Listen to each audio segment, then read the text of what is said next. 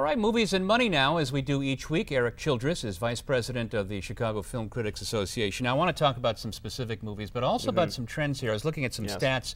Turns out that for audience size for 2011, we haven't seen it as small as this in 16 years. Is it the fact that we're in a recession and these $12 tickets are a little too much for a lot of people? I mean, that's definitely one way you can look at it. I mean, if you're just looking at pure tickets, yeah, we are in a sort of that 16-year slump, as they like to label it.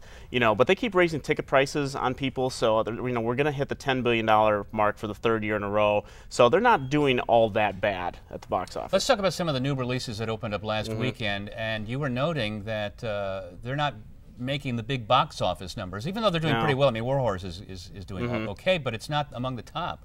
Well, I mean, the industry is not very favorable when sort of the Christmas holiday falls on a weekend, because Christmas Day is one of the sort of the biggest movie-going days of the year. So when you have that on a weekend, when people are predisposed to go to the movies anyway, you're not maximizing all your box office power. It's kind of like someone who has their birthday on Christmas Eve. All their gifts are kind of condensed.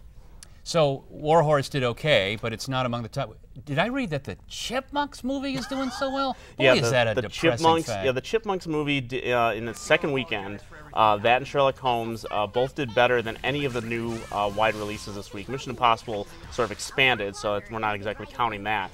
But all the other new releases fell behind the Chipmunks movie. And Warhorse didn't open up till Christmas Day, so we only have a sort of a 2-day sample on that. But almost $15 million in 2 days is pretty well. I bet there's going to be good word of mouth about that one. I think kids dig it, and certainly the parents find it. Yeah, we'll see if parents want to take their kids to it. I mean, it's a PG-13 movie, so the violence isn't as intense as, say, Private Ryan.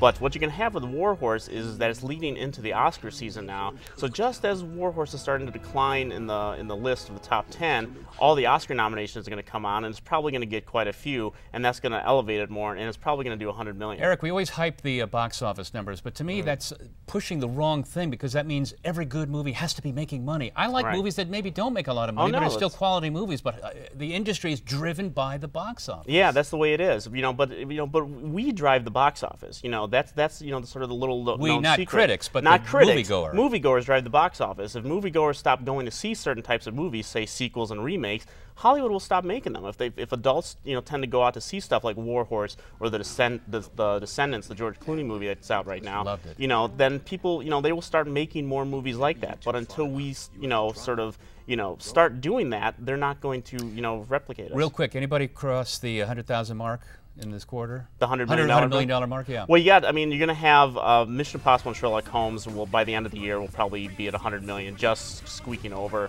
But it hasn't been a great third quarter at the box office. Numbers are definitely down. We'll look for a much better 2012. Erik Childress, thanks so much. Absolutely.